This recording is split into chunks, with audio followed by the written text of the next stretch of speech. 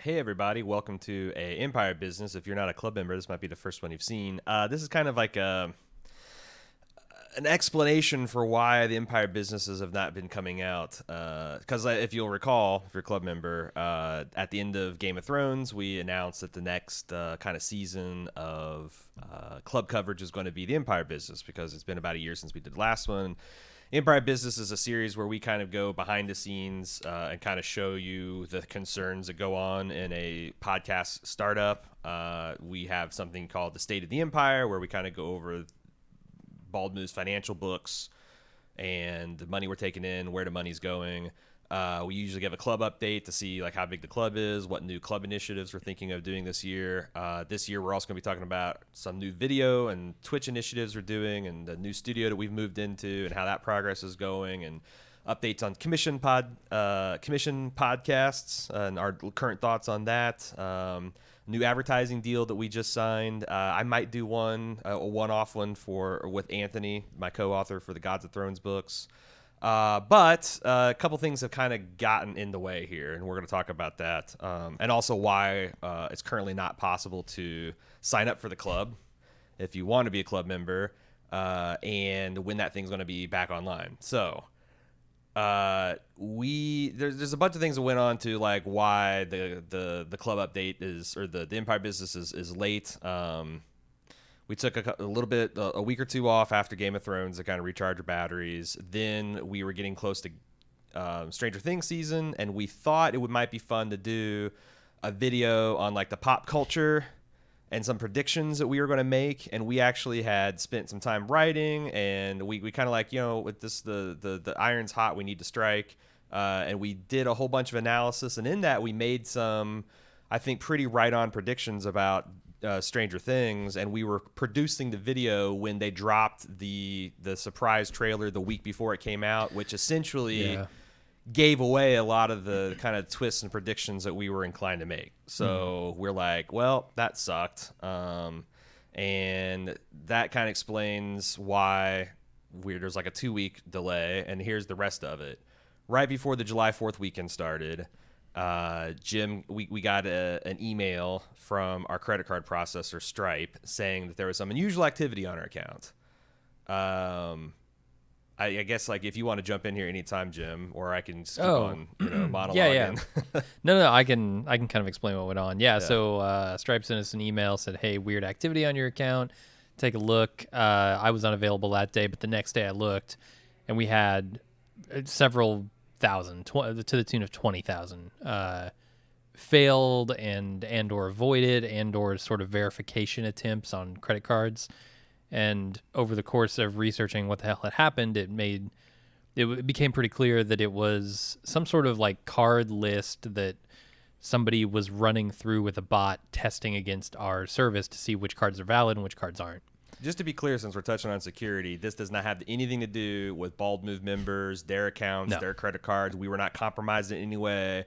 Our system was just being used as a tool to verify stolen credit cards from a douchebag. Yeah.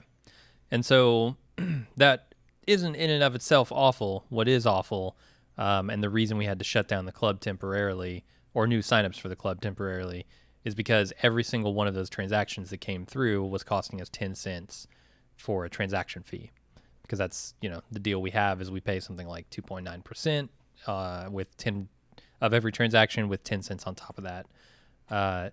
So even though the transactions weren't actually going through and hitting people's bank accounts, they were sort of just verifications or voids, we were being charged for that. And it's funny because the very next day was our billing interval. Our billing interval was up and our invoice came due. And so the next day we paid out like $2,000 in essentially fraudulent charges, fraudulent transaction fees. Paid to have some hacker verify which of his cards are good, so that he can take that clean list and either use it for his own purposes or sell it as a guaranteed. And the way this works is because we allow a free 30-day trial. It's it's perfect for the use that the hackers are using. They're not even hackers. They're perfect for the use that this bot is using it for, because the way we When someone puts in a credit card number and starts their free trial, the system dings their credit card a test transaction, just like they charge $1 and then instant refund $1 just to make sure it's a valid card and it's capable of being charged. It's not overdrawn. It's not expired. Yeah. So then they take 10,000 of those, ram it through, and they get 50 good cards. And now they now know they have got the good cards, and they don't have to waste it on trying to buy something on Amazon. And now they can use So that's how we got used. So.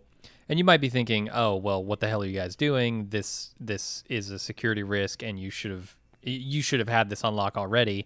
I think our fault here was that we trusted our payment processors and our subscription platforms to be able to block this kind of shit. And once this happened to us, we realized I dug way in and I was like, okay, how do they manage their fraud? Like, what tools are in place? What precautions are in place to stop this from happening? And it turns out none. Like, there are very ineffective precautions. So you might be thinking, oh well, you could put a reCAPTCHA on the payment page, and a bot wouldn't be able to potentially break that. And reCAPTCHA, if you're not computer literate, are those things that those automated tools that prove that you're not a bot. Like nowadays, they're like have you identify cars or street signs or something like that. Yeah, and reCAPTCHA is like Google's own specific brand of that, because I think are they just CAPTCHAs? Mm-hmm. Is that like the generic term? Mm-hmm. So yeah, I mean that would have stopped this. I'm almost positive. However, our subscription platform only presents a CAPTCHA test when there are 3 failed attempts to use a credit card from the same IP address. And big surprise, bots are smart enough not to use the same damn IP address every time they attempt it. I mean, it is not nothing that they can rotate through that many IP addresses on every single transaction. Yeah, they've got a really good proxy network. And I don't know whether this is like something that's like a new threat that like the bots have previously just wasn't financially feasible to hack that many proxies and be able to rotate through that many IP addresses. And it certainly seems that's the line from the credit card from our merchant that's basically saying, you got to eat $2,000 of credit card fees. But because we didn't take what I view as a basic precaution on any form on the internet, you need to have a CAPTCHA, and we don't on some of our login forms simply because we tried it and it broke shit. It wouldn't let people log in, and we haven't had time because we're a 2-man operation here to go fix that. But like, you trust your subscription platform to have those interests in mind. Or, I mean, I get, because reCAPTCHAs are not the most user-friendly thing in the world. Some people hate them. But I think that like there should be an option box where you should say, I want to click, reCAPTCHA. So like, so I had to go disable their hosted payment pages because we're using their payment forms, all of their stuff for our payment side of this, so that we don't have to store any of your information on our side. All of that. I had to go and disable those pages entirely, so nobody can sign up for the club right now. And when I turn it back on, big surprise, the bots start back up again and start racking up transaction So we actually fees. took a lot of steps in between here, because they had a whole bunch of suggestions that none of them were our fault, and they were all work that we had to do. And there was also extra fees that we had to pay to turn on these protections, and we did that all. That's the thing. One of the things they suggested was to use this service called Count, which is a fraud management service. From what I can tell, very akin to what we have already on our Stripe payment gateway.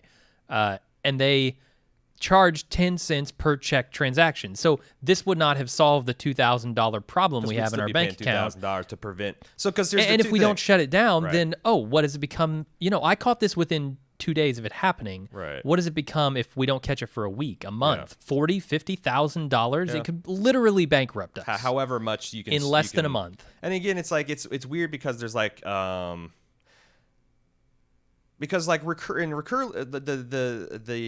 processor's eyes, it's not fraud until the person's card is actually charged. Yeah. Because and that would be if you had 10,000 fraudulent transactions, and like because like when Jim first called and told me this, I'm like, do we have like $300,000 in our account? Like what when I understood the scope of like, oh, they're just doing the test stuff. But from our perspective, we need, we don't need fraud management. We need fraud prevention. Now we have a phone call Friday with Count, this service that we're thinking about integrating with, and because my thought is that's unacceptable. I don't know what business in the world can just afford to spend, like if someone throws 100,000 credit card transactions through, that they'll just like, oh yeah, we'll eat $10,000. Why not? So their other suggestion was, well, implement your own pages, and implement your own reCAPTCHA scheme, which thank God we have the technical expertise to be able to do, and that's exactly what we are doing. And hopefully we'll get that turned around by next week, because obviously is every day that the club's down, it's not exactly costing us money, but it is costing us new subscribers. And it's really unfortunate that we have Stranger Things, which is a big show. I don't know if you know this, but we're like on New and Notable on iTunes, not just TV and film, just on the front fucking page. We're like number 3 or 4, and we could have made probably several hundred new club members potentially, and that didn't happen because this thing's fucked up. And hopefully we can get it up for the wrap up podcast, so we can recapture some of that possibility. Let people know that if they tried before and failed. So this is just like one of those things, and it's a frustration because it's something you can't plan for. It's like we didn't have like, oh, we're gonna plan for this security snafu to happen. We're gonna have to, number one, take time to stop it, abate it, understand it. We're going to have to fork over $2,000 that we weren't budgeting to spend on, just setting on fire. But that's a small business. Now, the other thing is that's particularly frustrating for me as a former person that used to be in charge of a company that did $250 million of credit card sales a year. Jesus. Is that like,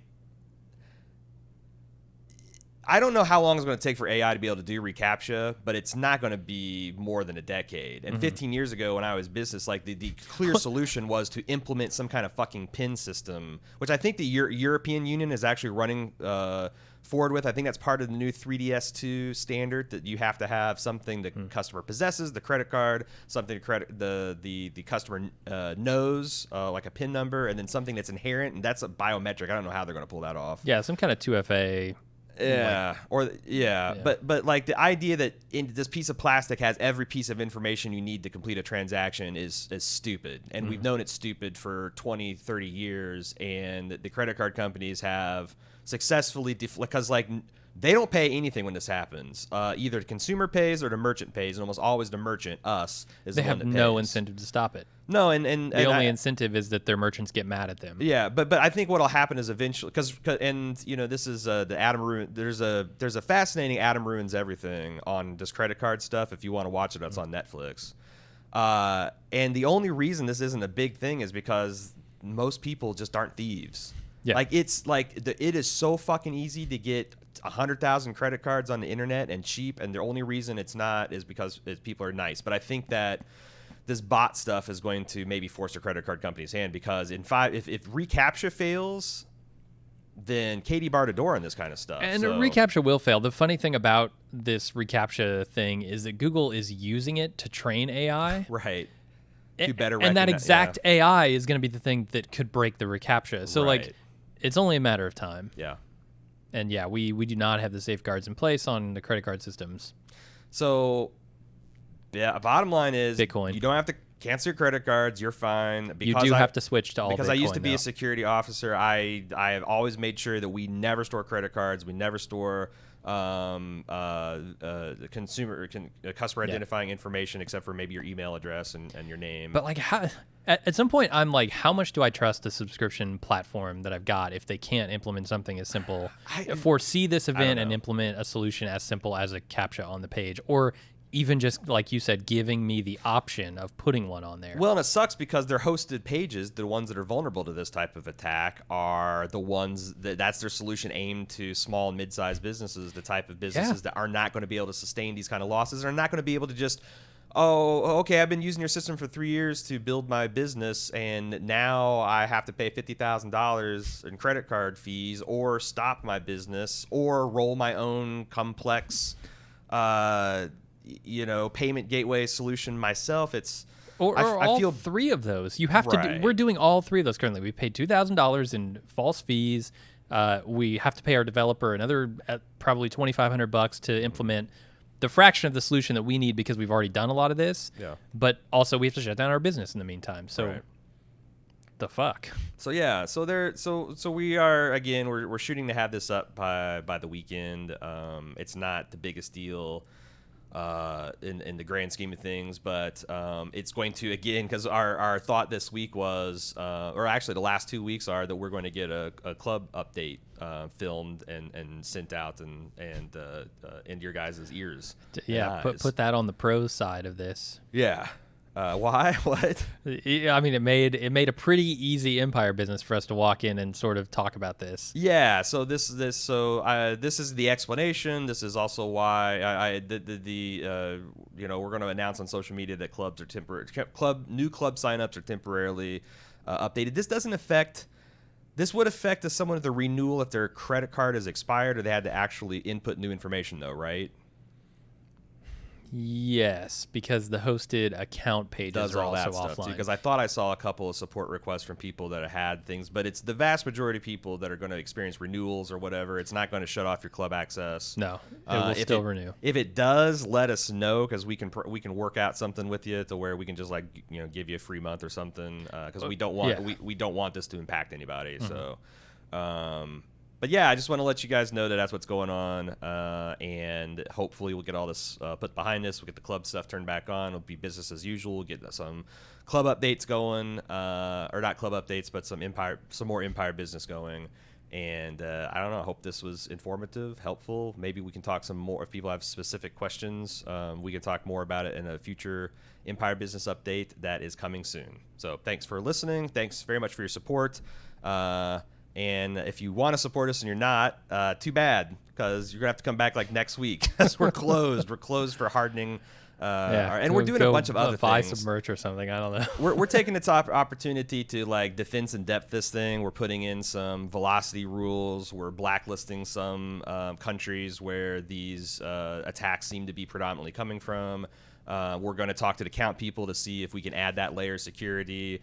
This has nothing to do with this issue, but we're thinking that now's the time to enable SSL through site-wide 100% forced on bald move, because that might protect some people that are using like open public Wi-Fi's that have no encryption to keep their stuff, like if you're logging in, whatever, to keep your information secure. So since we're down, we're kind of like rolling up our sleeves and let's all the things that we've had on the list for a while, let's go ahead and do that. So.